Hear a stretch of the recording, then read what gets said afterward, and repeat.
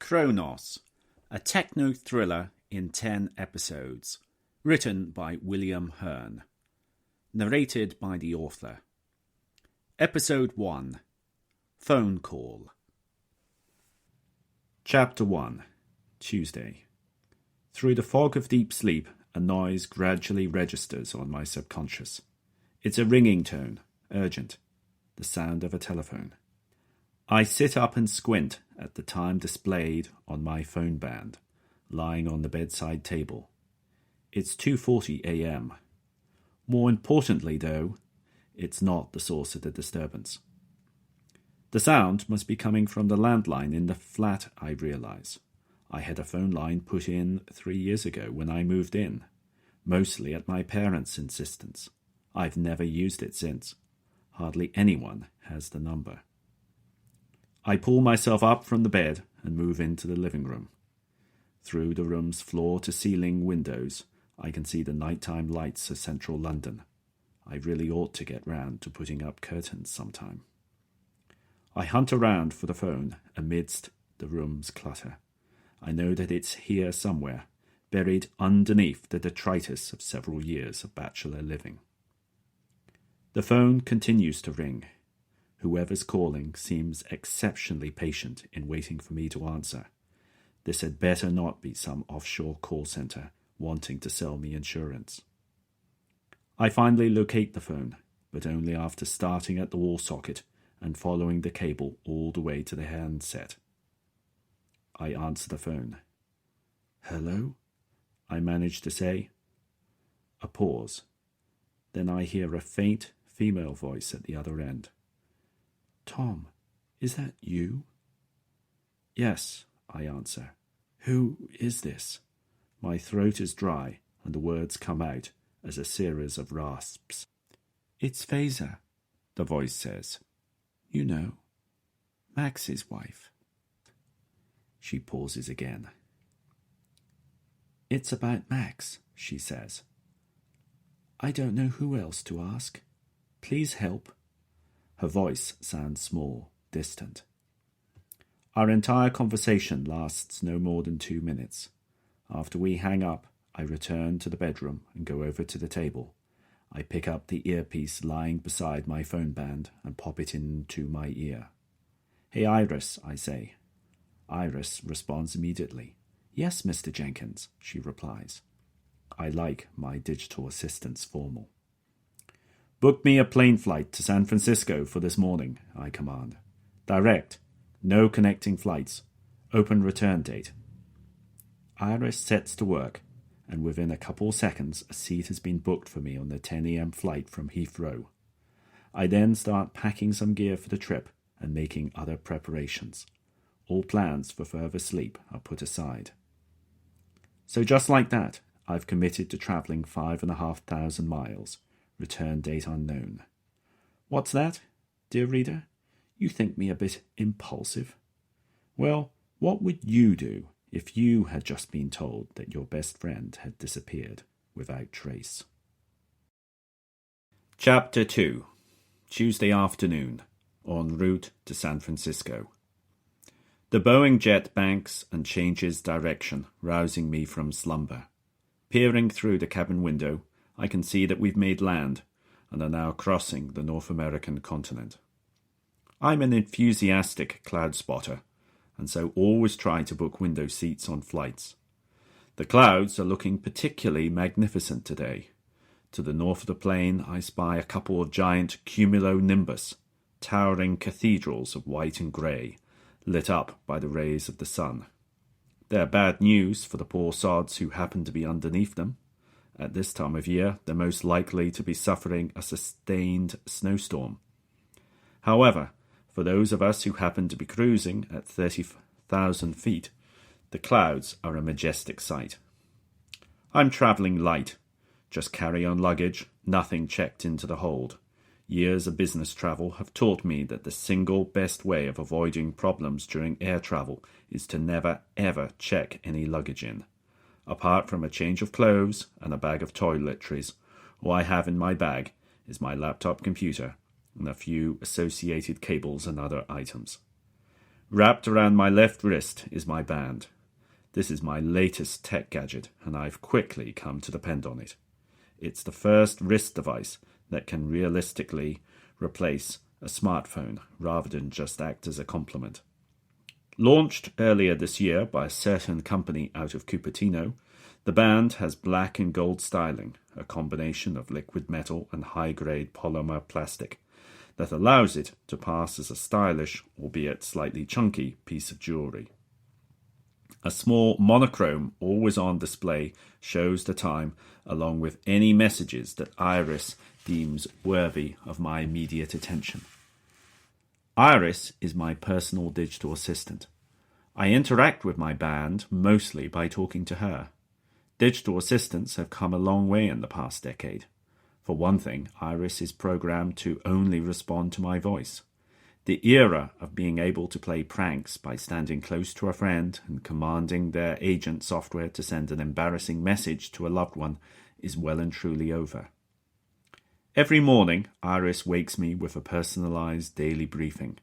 This starts with her reading out a summary of my schedule for the coming day, followed by the weather forecast and a summary of any important emails that have arrived in my inbox overnight. She concludes with major news headlines from around the world. I unwrap the band from my wrist to reveal on the underside a touch-enabled, high-resolution Flexi LED screen measuring approximately 20 centimeters long and 6 centimeters wide. I lay it flat on my tray table.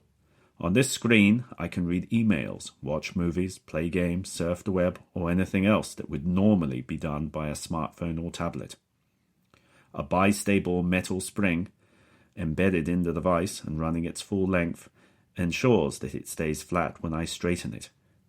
The design is uncommon enough that I can enjoy the look on the faces of passers-by as I seemingly break the device by slapping it hard against my forearm in order to get it to wrap securely around my wrist. Lodged comfortably in my right ear is the companion earpiece. This allows Iris to interact with me discreetly without disturbing those around me. The earpiece's power requirements are so low that it doesn't have a battery. Instead, it uses a graphene-based thermoelectric generator, powering itself off the temperature differential between my body and the ambient air. As long as the air temperature stays below 28 degrees Celsius, the generator can provide enough juice to power the earpiece. The earpiece has several microphones built into it. Iris is pretty good at hearing me even in noisy situations. If she struggles to understand me, I can always raise my wrist to my mouth and speak into the band's microphone. This is guaranteed to ensure that she hears what I'm saying, but does have the unfortunate side effect of making me look like a Secret Service agent.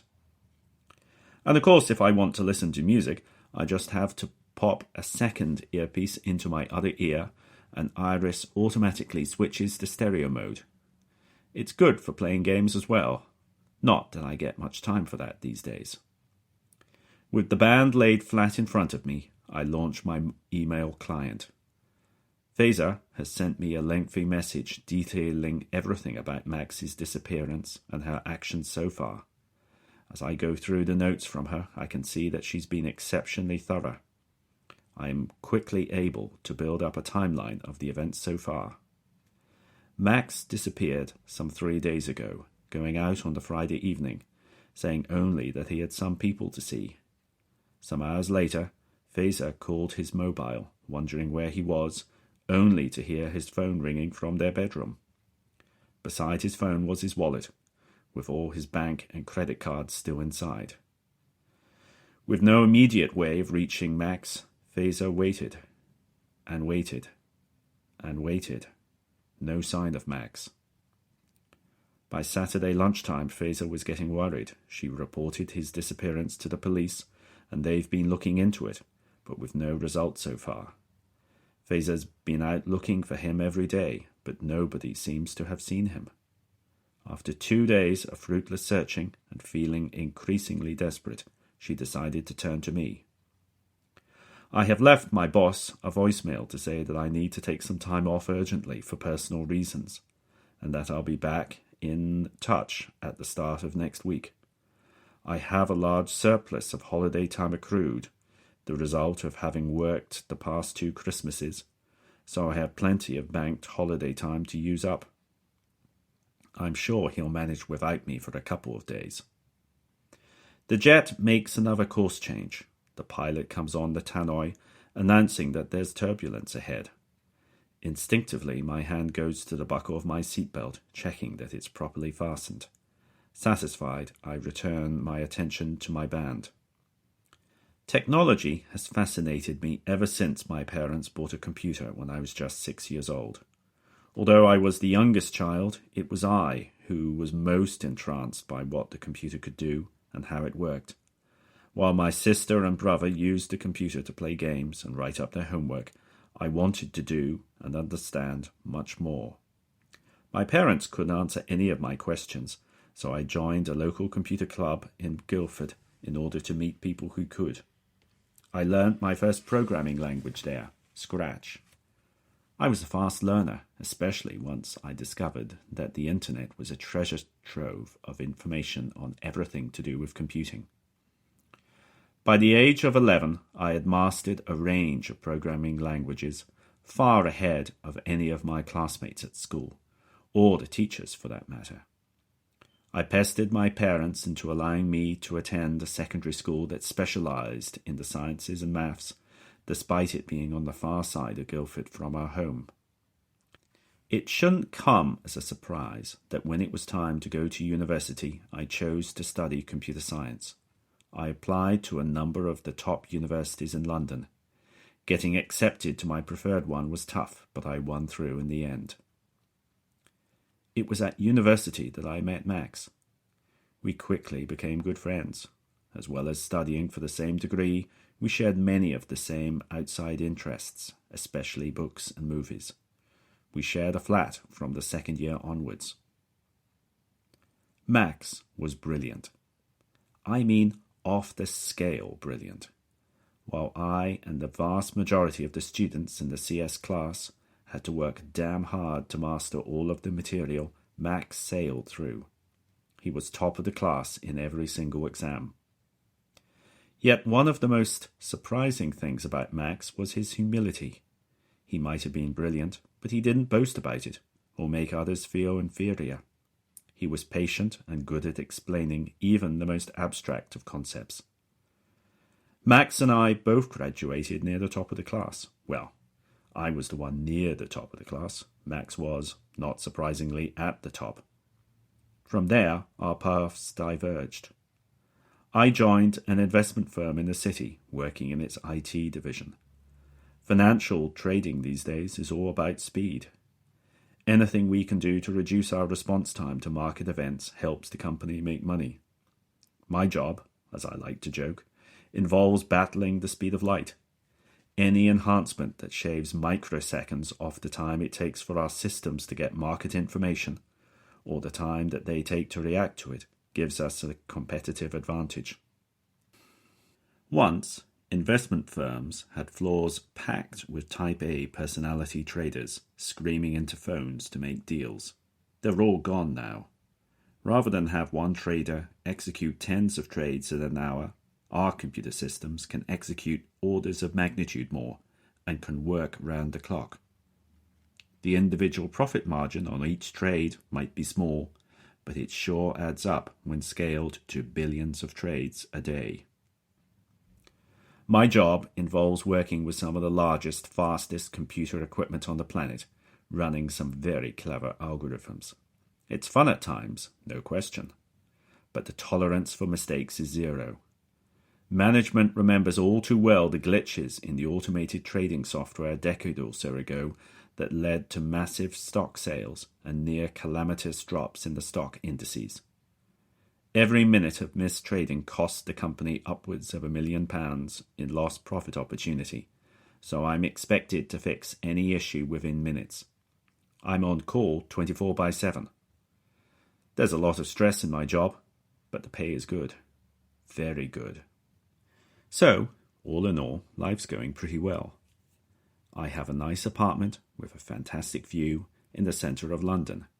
I get to travel regularly as part of the job, visiting the company's secure data centers that are scattered across the world. My boss is due to retire in a year or two, and senior management has hinted more than once that I'm first in line to take over. Max's career followed a different path. He'd always wanted to live in the USA, and his high university marks meant that he was easily able to find a Silicon Valley firm willing to sponsor his green card application. He moved out to California within 3 months of graduating.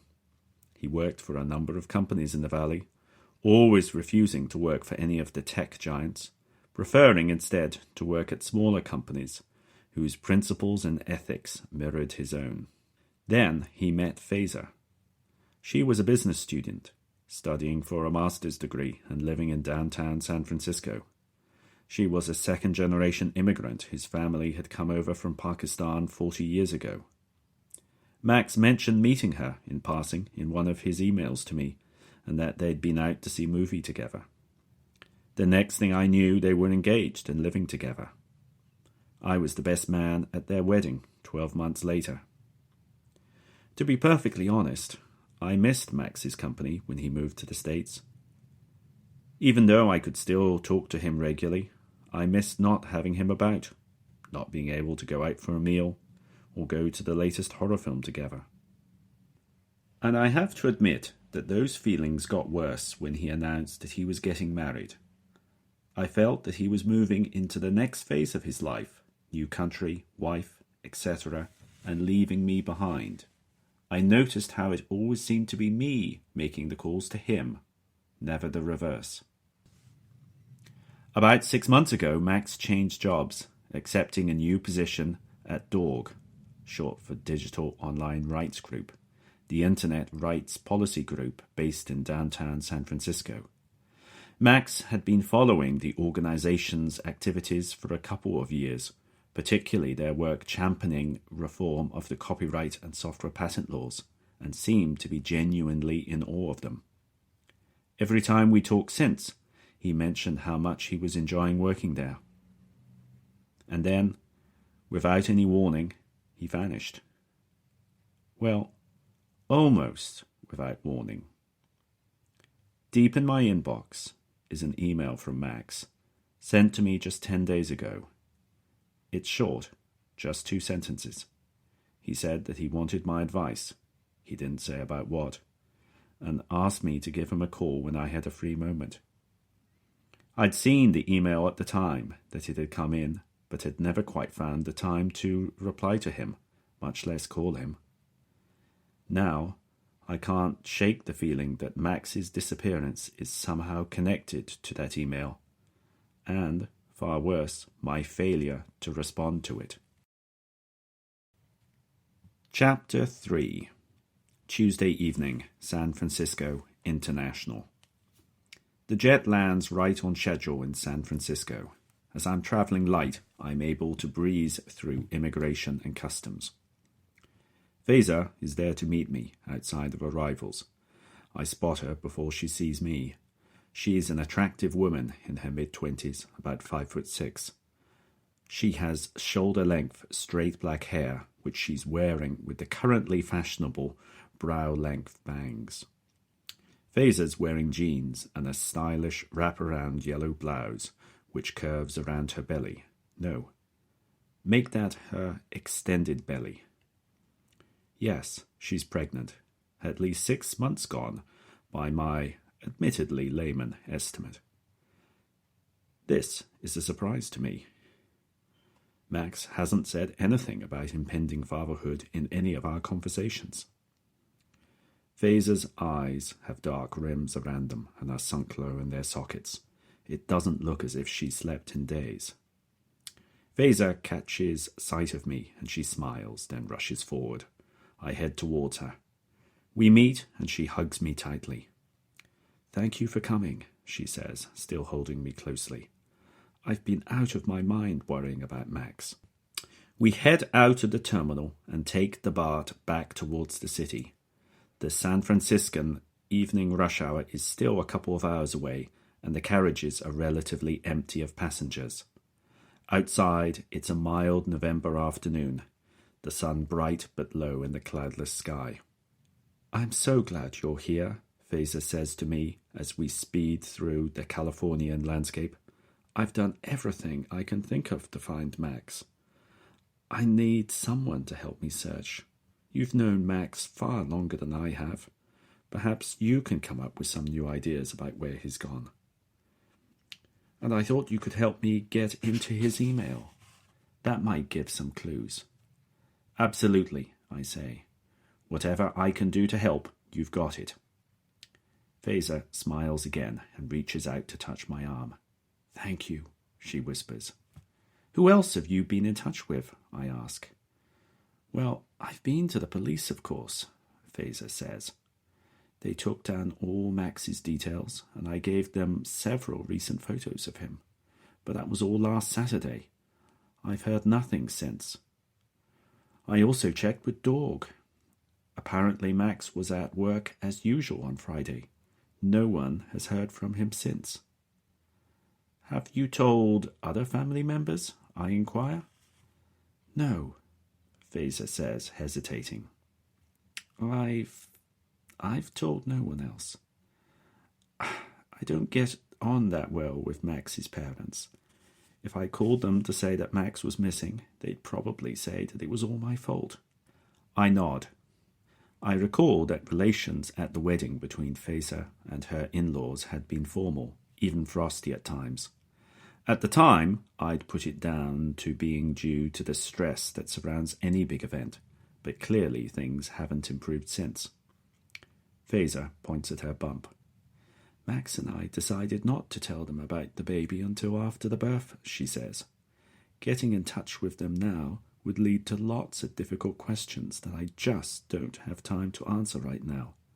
I can't let anything distract me from finding Max." That seems a little puzzling, but I decide to let it pass for now. "What about your parents? The rest of your family?" I ask.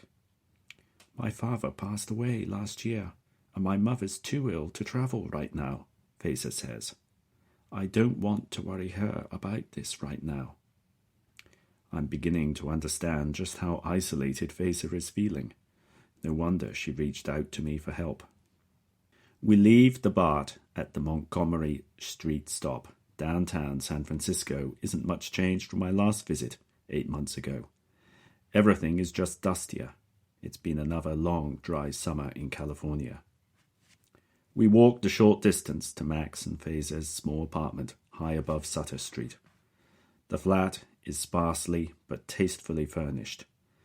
Faiza is due all the credit for the stylish furnishings. If it were left to Max, he'd probably settle for a mattress on the floor, a fridge, and little else. There's little space for clutter, as the flat is tiny. It's made up of a bedroom, a combined kitchen/living room, and a bathroom. I drop my bag in the corner. "Right, what would you like me to help with first?" I ask. Faiza thinks for a moment. "Could you help me access Max's online stuff, his email? I'd really like to know if he's still reading his emails, and who he's been communicating with." "You got it," I say. I look around. There's a small wooden desk in the living room. I see a power cord for a laptop lying beside it. I point at it. "I presume that's for Max's laptop?" I ask Faiza. Faiza nods. "Yes," she says. "He had it with him when he disappeared." I ponder this for a second. Max took his laptop computer with him, but not his phone or wallet. Odd. "May I see his phone?" I ask. Perhaps I can learn something from his smartphone. "Of course," Faiza says. She disappears into the bedroom for a moment. When she emerges, she's carrying Max's phone. She passes it to me. Max's phone is a make and model that's completely unfamiliar to me. I pride myself on keeping up to date with all the latest smartphones. It has a fairly standard large touchscreen on the front, together with a button in the bottom right corner. So far, so normal. What's unusual about it is that the thing is encased in a thick, grey industrial plastic. I get a strong impression that the phone is a prototype. I turn it over and look at the back. There are no markings anywhere on the phone. There's not even a manufacturer's logo. Very strange. Do you know where Max got this phone? I ask. Faiza shakes her head. I'm not sure, she says. I think he got it when he joined Dog, but I'm not sure. I tap the button on the front and the screen springs to life. The battery gauge shows a full charge. I've been keeping it plugged into a power adapter, says Faiza. I'm hoping that Max might call it, and I don't want to miss the call. The phone prompts me for a 4-digit passcode. Any idea what Max's passcode is? I ask Faiza. Again, she shakes her head. No, I don't, she says. We don't share devices much. I have my own tablet and laptop computer. I try entering a couple simple passcodes, 1234 0000, just to see if they work. Neither of them succeed. Faiza stifles a yawn with her hand. She looks flat out exhausted. Excuse me, she says. If you don't mind, I'm going to have a lie down for a while. Baby and I need to rest. There's much I want to ask her, but she's clearly tired. My questions can wait. By all means, I say. Faiza goes into the bedroom and closes the door. I return my attention to the smartphone. I turn on the lamp on the desk and hold the phone close to it. I angle the phone carefully so that the light reflects off its screen. I'm looking to see whether any parts of the screen have more fingerprint grease on them than others. Assuming Max has set up the security on his smartphone to require the passcode to be entered every time he wakes it up, he's going to be entering the passcode many times a day. I should be able to get some idea of the digits in the passcode by looking for the regions of the screen that are most greasy. Sure enough, a couple of areas look worse than the others. Lining them up with a passcode keypad suggests that Max's passcode contains the numbers 3, 7, 8, and 9. But what order do these numbers come in? There are 24 potential combinations. I start with a few of the possible combinations, but all are rejected. After 4 failed attempts, a message appears on the screen. 6 failed attempts, 4 remaining before lockout. Damn, Max must have configured his phone to lock out after the entry of 10 incorrect passcodes. I have 20 potential combinations left and only 4 remaining attempts. Trying each of the combinations is no longer an option.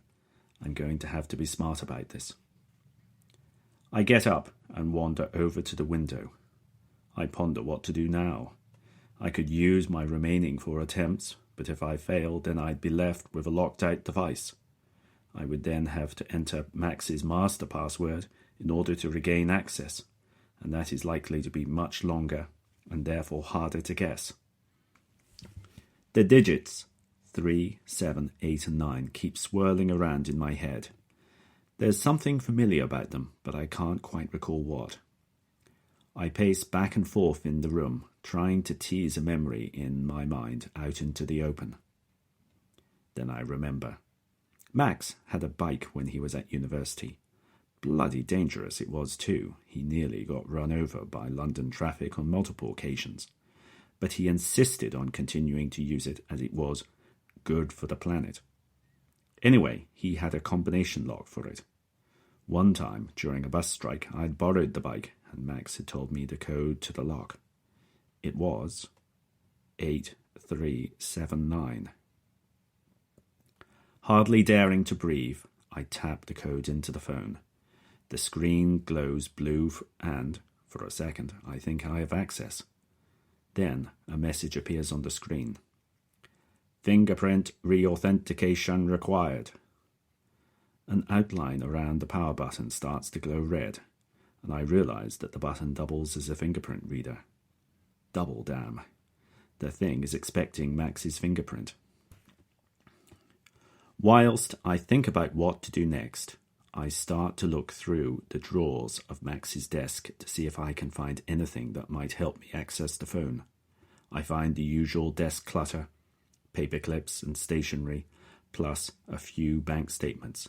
Nothing that gives me any insight.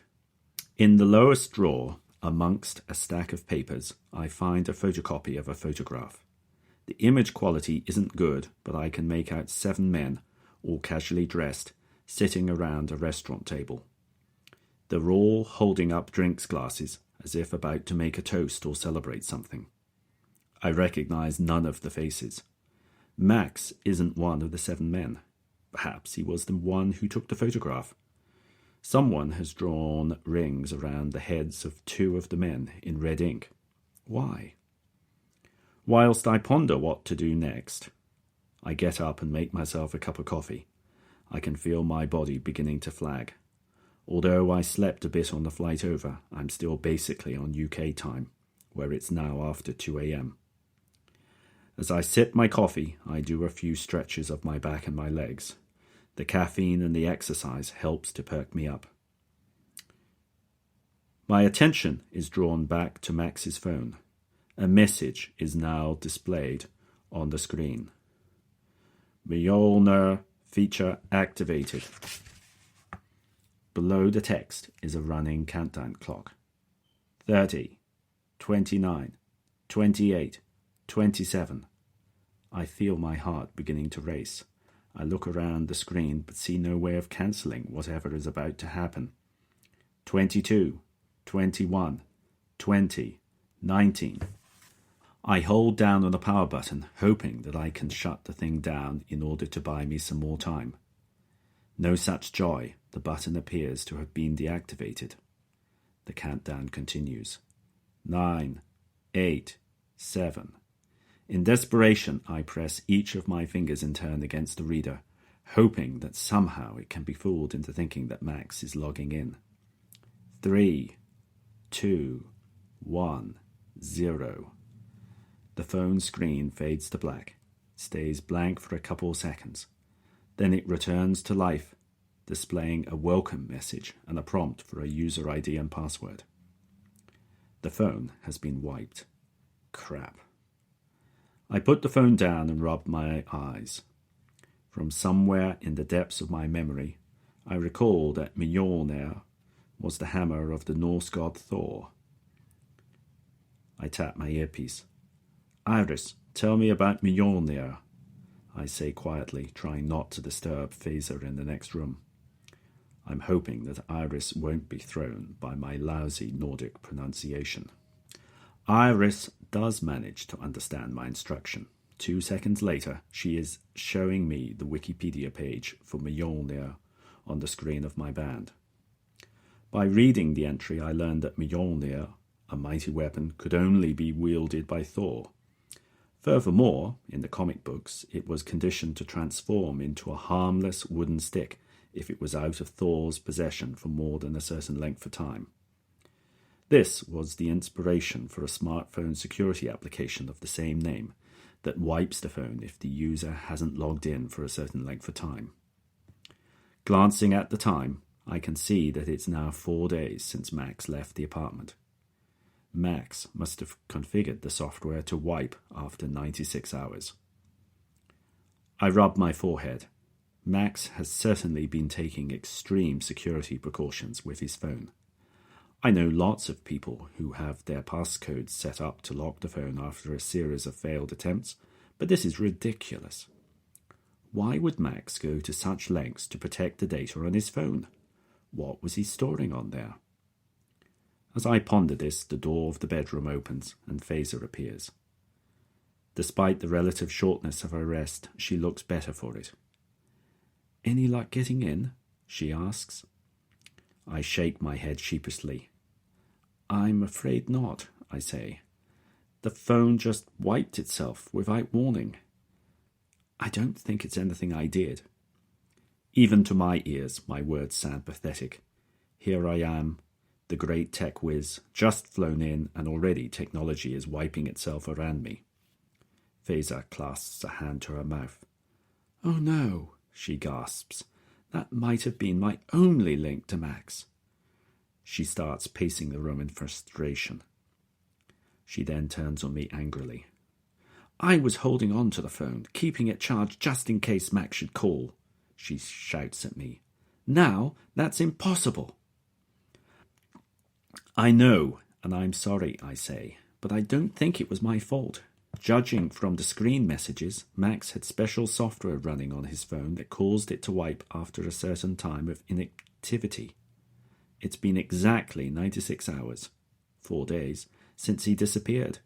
He must have configured the software to wipe the phone after this amount of time. Faiza takes a deep breath and calms down. You're right, I'm sure. Sorry for getting mad at you, she says. Thanks, I say, relieved that she's willing to absolve me of blame. Do you have any idea why Max would protect his phone so securely? Why was he so afraid of it being stolen? I have no idea, says Faiza. I don't know what he had on there that would be so secret. I turn and stare out of the window, thinking. Faiza decides to change the subject. I was planning on going and getting something to eat. Want to join me? She asks. I'd eaten well on the flight over, but figured that she could do with some company right now. Sure, I say. Faiza brightens. Great, she says. I know this excellent place on O'Farrell. It's only a couple of blocks from here. We pull on our jackets and head downstairs. Outside, it's long since dark. The temperature has cooled from the warm autumnal weather that welcomed me when I landed just a few hours earlier. As we walk, I decide to try a little small talk. When's the baby due? I ask. The beginning of February, replies Faiza. And how's the pregnancy going? I inquire. Fine, so far, Faiza says. I got tired at first and slept a lot, but that passed after a couple of months. My feet hurt at times, but Max is such a sweetheart. He'd wash my feet and give me a foot massage, and I'd feel much better. Her voice drops away, and she stops walking. I just can't imagine what's happened to him. I just want him back, for me and the baby. I put my hand sympathetically on her shoulder. I know, I say. We're going to find him. That's a promise. We resume our walk and soon reach the restaurant. One of the waiters greets us, bowing low. Good evening, madam. Good evening, sir. Table for two? We nod. Do you want to sit in the meat or vegetarian section? Faiza's a vegetarian, so, as a courtesy to her, I agree to go veggie tonight. The waiter shows us to a quiet table in the vegetarian section of the restaurant. The place is relatively empty, with only a few other tables occupied. I dimly recall a time from my early childhood when restaurants and other places were segregated along smoking and non-smoking lines. Hard as it is now to imagine, there was once a time when people could smoke in public, virtually anywhere. Looking back now, it all seems rather barbaric. But then so much about the 20th century was. The restaurant is a modern fusion affair, serving foods from many parts of the Indian subcontinent. When the waiter arrives to take our order, I request a spicy lentil curry, some naan bread as a side dish, and a bottle of Kingfisher beer to wash it down. Faiza orders a vegetable korma and plain rice, plus a glass of tap water. The years-long drought in California means that restaurants now only serve tap water on request, and the increasingly strict water rationing means that they charge for it. The waiter brings our drinks, along with some papadums and sauces. Faiza munches on a piece of papadon. It's great that you're here, she says between mouthfuls. Looking for Max on my own has been tough. Where did you look? I ask. Where haven't I looked? Faiza replies. I checked all the local hospitals just in case that Max had been admitted to one of them in a coma. I've been to all the restaurants and other places that Max and I like to hang out at. I've put up posters all around the center of San Francisco. You've been most thorough, I say sympathetically. You know what the worst thing is? Faiza continues. It's the urge to be constantly on the lookout. Wherever I am, I keep looking out of the windows, just in case Max walks by. It's exhausting. I nod. And when I'm out walking in the street, Pfizer says, I keep stopping complete strangers, just because they happen to look like Max from behind. The waiter brings our main dishes. The lentil curry is excellent, especially accompanied by the beer. I find that I'm unexpectedly hungry. We start to eat. How long can you stay? Fazer asks between mouthfuls of vegetable. As long as you need me to, I reassure her. I've got lots of untaken leave banked up. My boss has been nagging me forever to use them. Thank you, says Fazer, reaching out to clutch my hand across the table. I'm so glad you're here. We fall silent as food takes over our attention. As I eat, I mull over the incident with Max's phone. What on earth was stored on the phone that would merit so much security? We finish our meals. By now, it's past 10 o'clock and my head is beginning to spin from the long day. The beer isn't helping my alertness either. Fazer sees me flagging. Shall we call it a night? She asks. I guess so, I say. I've been up for nearly 24 hours. Of course, Pfizer says. We'll head back to the flat and I'll make up the sofa bed for you. We ask the waiter for the bill. When it arrives, Fazer reaches out and touches my arm. I've got this, she says insistently. She pulls her smartphone out of her bag and says to the waiter, I'll pay by cube. She taps her phone against the side of the waiter's tablet and the meal is instantly paid for. Somewhere in the depths of the internet, a ledger has 2 transactions added to it. One decrementing Fazer's account for the cost of the meal, and another incrementing the restaurant's account by the same amount. We head back towards Sutter Street. As I walk, Fazer says, Do you know the worst thing about all this? I find myself already using the past tense to describe Max. Max was, and Max did, rather than Max is, and Max does. It's like my subconscious is telling me that he isn't coming back. You mustn't think like that, I say to her. We have to stay positive. I stop and turn to face her. I'll make a pact with you, I say. If you catch me referring to Max in the past tense, tell me. I'll do the same for you. Deal? Deal, Fazer says firmly. We arrive back at the apartment building. Once in the flat, Fazer finds me some sheets, a pillow, and a blanket for the sofa bed. I make the bed quickly. Within seconds of putting my head on the pillow, I'm asleep. Chapter 4. 11 years previously. No, no, no! Thundered Dr. Fry. He threw his whiteboard marker pen to the floor, and, for a moment, I thought he was going to bring his foot down on it. Self-control, however, re-established itself just in time. Fry straightened up, took a deep breath, and turned away from the board. The pen would live to write another day.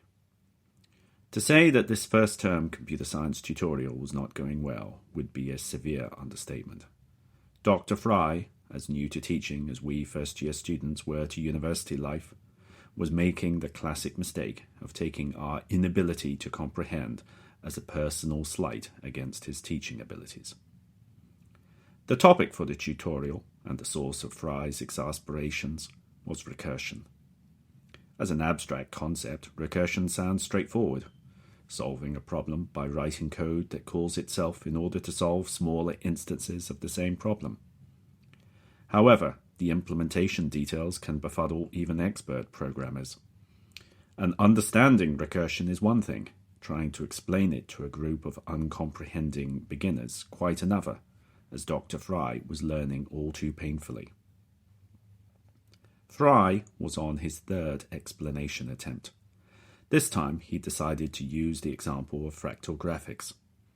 This was a sensible enough decision, as fractals, with their patterns within patterns, are well suited for drawing using recursive code. However, Fry had then made life much harder for himself by choosing a fractal graphic shape that relied on two recursive functions. Both of these functions called each other as well as themselves, an approach known as mutual recursion. Each time either of the two functions were run, a further 4 recursive function calls would be generated, and each function was called many, many times. Keeping a grip on all of this is tricky, even when using paper and pencil to keep track of the recursive layers. I was someone who felt that they understood recursion pretty well, having used it in a number of school projects, and even I was struggling. Every time I tried to step through the code, I kept getting stuck in infinite loops. The other students in the tutorial were faring even worse, hence Dr. Fry's ire. There was a knock on the door. "Come in," barked Dr. Fry, irritated at the interruption. A tall, gangly youth entered the room. He had dark, curly, bushy hair, which looked as if it hadn't been washed in quite a while. I vaguely recognized him. I recalled spotting him at one of our lectures at the start of term. That was 6 weeks ago. I couldn't remember having seen him since. The youth sat down in the empty seat beside me. "Ah, good afternoon, Mr. Whitting," said Fry. He glanced down at his register. "I see that this is the first tutorial you've bothered to attend. We're honoured that you have decided to grace us with your presence." The youth mumbled an apology, but that didn't placate Fry. He gestured at the code that he'd written up on the board for the fractal graphic. "Max, perhaps you could draw the graphical output," Fry asked. He had obviously decided to resort to the centuries-old technique of punishment through humiliation in front of peers. Max grumbled something under his breath, slowly got to his feet, and walked over to the whiteboard. He studied the Python code for all of 10 seconds, then started drawing on the board. His pen moved back and forth, following the execution steps of the algorithm. I marveled at how he was keeping track in his head of all the mutual recursion. After a few minutes, Max stepped back from the board and revealed the results of his labours. "I think this is what you wanted," said Max to Fry, completely unfazed at Fry's attempt to embarrass him. "The code draws a Sierpinski curve, doesn't it?" Fry, surprised that Max had finished already, went over to the whiteboard. He scanned Max's drawing. "Yes, that's right," he conceded, sounding disappointed that Max had solved his problem so effortlessly. "Well done." Max gestured at the function's definitions for turning left and right. "I think you got the turns the wrong way round," he said. He switched the plus 90 and minus 90 degree operations around in the functions. "Radian calculations go anti-clockwise, not clockwise," he reminded Fry. He spoke matter-of-factly, without malice, looking Fry straight in the eye. Fry reddened, embarrassed at having made a basic mathematical mistake in his code. "Yes, that's quite right. Good spot," he said hurriedly. "Thank you for, enhancing the code." I had to fight hard to suppress a snigger. Max sat back down beside me. Fry, still embarrassed by his error, realized he needed to regain control of the situation. "Right, everyone," he said. "Try drawing the pattern out for yourselves. See if you get the same result as Max." The class set to work. One of the other students put his hand up to ask a question, and Fry moved over to his desk. "Nice work," I said to Max. "Fry was sure you were going to fail." "Thanks," said Max. "Recursion is one of my favourite programming techniques." "Is it?" I said. "I try to avoid it. It's so easy to make mistakes. For the computer to get caught in an infinite loop." "Yes, but at least the code's clean enough that the mistakes can be spotted easily," countered Max. "Simple code is almost always better code, easier to correct, maintain, and enhance." Fry coughed loudly in our direction, his less than subtle hint that we had better things to do than talk. "Maybe," I admitted, lowering my voice.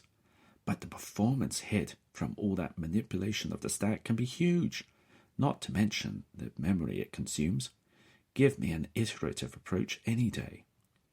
I heard Fry's voice boom out towards us. Gentlemen, will you concentrate on the exercise in front of you, in silence? This sounds like a good beer discussion, Max whispered to me. How about we continue this down the Union after we're done here? Deal, I said. I'll buy the first round. Chapter 5. Wednesday morning. First thing after breakfast, Fazer and I trek over to SFPD's central station on Vallejo Street. The station is decidedly run down. What with spending cuts, the force's budget was cut by 20% last year, and ever-rising pension bills, there isn't much money left over for building maintenance, I guess. We have an appointment with Inspector Lister from the Juvenile and Family Services Division. Lister, mid-50s, is a big, powerfully built man. I certainly wouldn't want to be on the wrong side of the law with him around. He listens to us sympathetically and seems pleased when I mention that I've travelled over from the UK to support Fazer. Despite his sympathy, or perhaps because of it, Fazer wants to see tangible signs of progress in the case. I logged my husband's disappearance with you on Saturday afternoon, she says to him. You must have found something out since then. Lister picks up a tablet from his desk and flicks through a few pages. I'm afraid not, he says. Your husband's name and description have been logged on our missing persons database. The details have been passed to all police forces in the state. No reported sightings yet. Fazer is clearly frustrated by the lack of progress. Is that all? She says, her voice rising a couple of notches in both pitch and volume. Shouldn't you have more to show by now? Lister, veteran police officer that he is, doesn't rise to the bait. I'm sorry, he says, his voice taking on an even more soothing tone. I know you want your husband found. We've uploaded his image to our CCTV software, and it's looking for any images of people that would fit his description. We've got cameras throughout the city. If any matches do come up, you will be notified immediately, I promise you. That's it? Fazer says incredulously. Lister's attempt at placation are having little effect on her. Indeed, she's beginning to get angry. I paid the administration fee for reporting Max's disappearance. What do you have to show for my $250? SFPD, like many police forces across the US and beyond, has introduced usage fees over the past year and a half. In order to report a crime, or, in Fazer's case, a disappearance, the victim has to pay a fee up front. The SFPD claims that the fee was introduced in order to cut down on reports of spurious or trivial incidents. The fee is refunded on successful criminal prosecution. However, many people suspect that the fee is an attempt to make up the shortfall in funding. Lister remains cool. I know you'd like us to have every member of the force out looking for him, but we can't do that, he says. We've got 10,000 plus cameras throughout San Francisco. If your husband moves anywhere within the city's boundaries, our software will spot him. I guarantee it. Fazer still looks unhappy. Lister continues. Your husband probably needs just a little time to himself right now. You said in your statement that the argument between you grew heated before he left. Maybe he's gone hiking or flown to Vegas or something. It'll blow over. Give him to the weekend, and he'll be most likely back, all by himself. Lister rises from his seat. He really is a big man. He towers over Fazer by nearly 2 feet. I promise I'll let you know the moment we've learned something, he says, passing me a copy of his business card. He glances at his watch. Now, if you'll excuse me, I have to go. I was due on the other side of town 10 minutes ago. Fazer says nothing. We take our leave of the inspector and head out to the police station. I say nothing, but inside I'm fuming. As soon as we're around the corner, out of view of the station, I turn to face Fazer. What argument? I demand. Fazer reddens. Max and I did have an argument on the Friday before he left, she says. We were discussing whether we could afford new or second-hand gear for the baby. It got a bit heated. I think back to the couple of bank statements of Max's that I'd seen in the drawers of the desk the night before. None of them showed large balances, and the latest one had shown a substantial overdraft. I can't imagine that Max's job pays that well. It's easy to see how money could become tight and be a source of friction. All that being true, I'm still frustrated that Fazer hadn't seen fit to volunteer this potentially critical piece of information.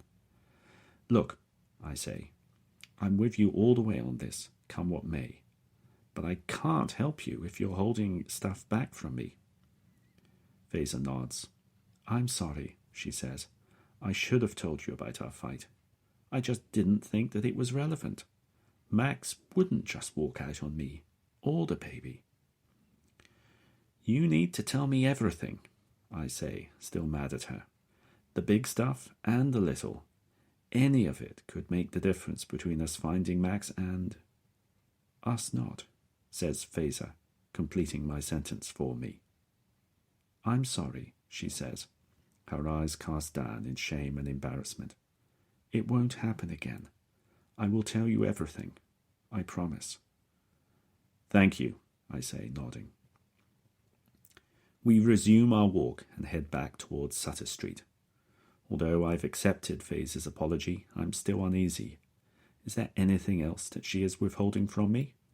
While she might feel embarrassed about having to share the details of the life that she and Max shared, the more I know, the better I can help.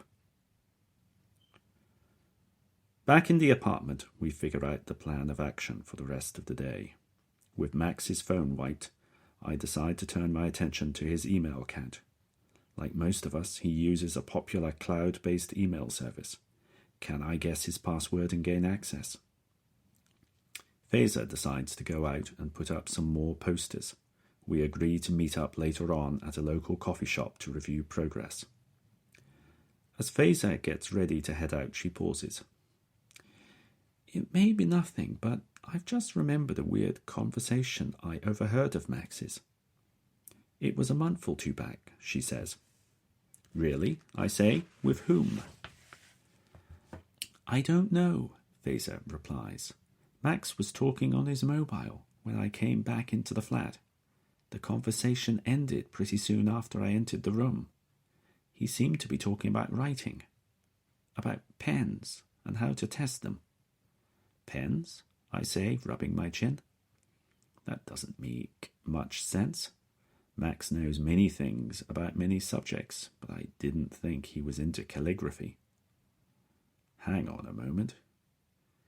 Did he, by any chance, use the phrase pen testing? I ask excitedly. Fazer pauses to think for a second, then she brightens. Yes, she exclaims.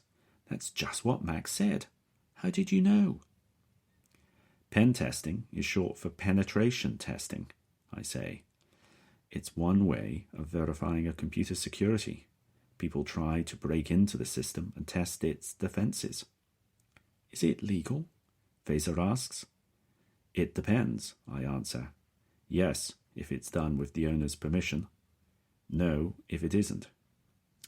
Fazer pales. I can see that she's worried that Max may have gotten caught up in something illegal. I pat her arm consolingly. I'm sure that whatever Max was involved in, it was legitimate.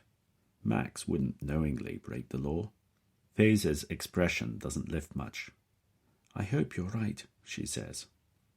I gesture towards my laptop. I have the login screen to Max's email provider open in my web browser. If Max has been doing some security work, I should find some evidence of it in his email. Even perhaps who he was talking with that night you overheard him. Yes, hopefully, Fazer says. She pulls her bag over her shoulder and heads to the door. Call me if you guess his password, she says as she leaves the flat. I turn my attention to my computer, but I'm still mulling over the conversation that Fazer overheard. Security testing doesn't sound like part of Max's day job at Dorg. Could he be moonlighting as a security analyst? He's more than smart enough to do that kind of work, and the extra money would certainly come in handy with a baby on the way. But back to more immediate matters. I push the speculation from my mind and concentrate on trying to guess his email password. I type in a few obvious passwords, password, monkey123, and the like, but without any success. I didn't expect them to work. Max is far too experienced to choose such easy-to-guess passwords, but I have to start somewhere. I pull out a pad of paper and start to make a list of possible passwords that Max might have used. I think of all the possible inspirations that Max might have used for his choice of password. Names of his family members, places he's lived or worked, pets, and favourite books, films, TV shows. I know that if Max has secured his email properly, I'm going to have little chance of guessing his password. However, I'm hoping that Max, like most of us, has gotten a little bit lazy and sacrificed some security in the interests of convenience. Instead of a password made up of random characters, I'm hoping that he's chosen a password that is both easy to remember and easy to type. Soon, I have pages of potential passwords written down. I start to enter them one by one into the email login screen. Chapter 6. Wednesday afternoon, 4 p.m. 5 hours later, I'm still entering passwords. It's a mind-numbingly slow, boring activity, especially as I've taken to trying each password 3 times, just in case I happen to mistype it once or twice. I'm still only a quarter of the way through my list. Somewhat surprisingly, Max's email provider doesn't seem to be at all concerned about repeated failed login attempts. Every so often, a helpful note pops up on the screen giving me a URL to click on in case I've forgotten my password. But apart from that, it allows me to continue making password attempts. I'm starting to realize why tabloid journalists find it so easy to hack the email accounts belonging to celebrities. Password cracking is nothing like what is shown in the Hollywood movies. The heroes there have it easy. They just have to guess a character or two in the password correctly, and the system will lock those in, allowing them to focus on the remaining unknown characters. Thus, password cracking can be done in minutes. In real life, password cracking is nothing like that. A proper password system will respond with either a yes or a no answer. Nothing more. It certainly won't tell you how many of the characters you've entered are correct. A random sequence of, say, 12 alphanumeric characters with both upper and lowercase letters and a few shifted characters thrown in for good measure is going to have something like 2 billion trillion combinations. I could enter passwords until the end of the universe and still not find the right one. To gee my spirits up, I decamped early and headed to a coffee shop further along Sutter Street. It's a small independent outlet with only a couple of tables, but it's a hangout for true connoisseurs of coffee. Rumour has it that startup companies from all over the city come here to have the shop grind their beans using the shop's state-of-the-art Mahlkönig coffee grinder. Whatever the truth to the rumour, the shop's coffee is excellent. I'm still largely on UK time, so regular infusions of hot, highly caffeinated beverages are doing much to keep me going. I'm immersed in my screen when Fazer enters the shop. She drops down into the seat across from me with a loud sigh. She looks tired. "Any luck with the password?" she asks. I shake my head. None. But I still have a lot of potential passwords to try, I say, holding up the list that I've compiled. Hopefully one of them will work. Fazer frowns. I suspect she's wondering just how long this password cracking could take. I don't want to dishearten her by telling her that I could be typing passwords until doomsday. At the moment, it's the only potential lead we have, so it's worth focusing on. I'm going as quick as I can, I reassure her. But it has to be done carefully. I'd hate to have the right password but type it in wrong. Fazer nods and decides to change the subject. I've spent the afternoon in the mission, she says. I put up a lot more posters and talked with people, but no one has seen Max. How much money might Max have had on him, I ask. You said that he left his wallet behind with all his credit cards. Fazer shrugs. I don't really know, she answers. Maybe $100, maybe less. Max isn't one for carrying large quantities of cash around. He'd usually pay for low-value things with his phone. Fazer pulls herself out of her seat. I'm going to get myself a coffee. Want anything? She asks. I shrug and point to my half-full cup.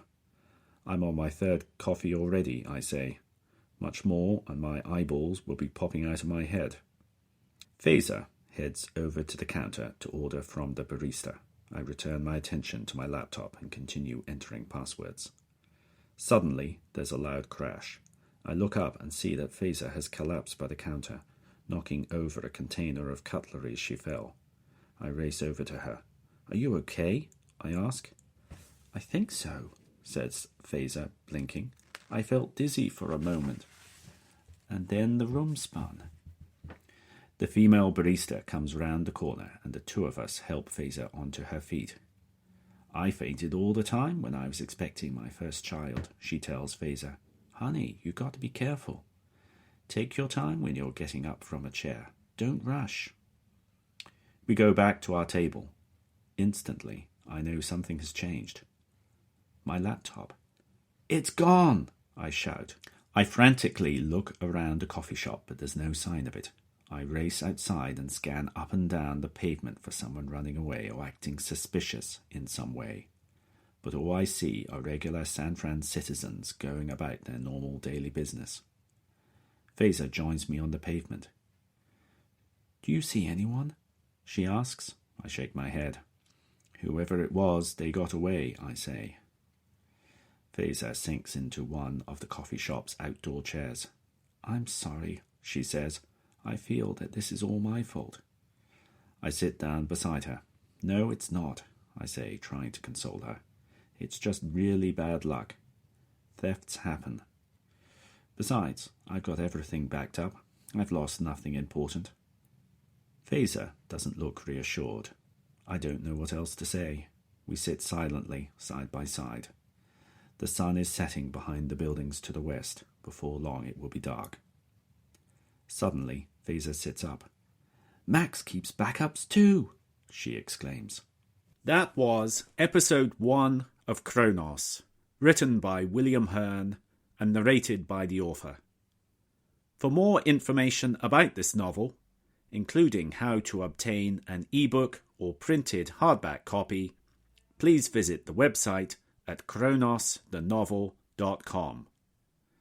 This audio recording is licensed under the Creative Commons Attribution Non-Commercial Share-alike 4.0 International License.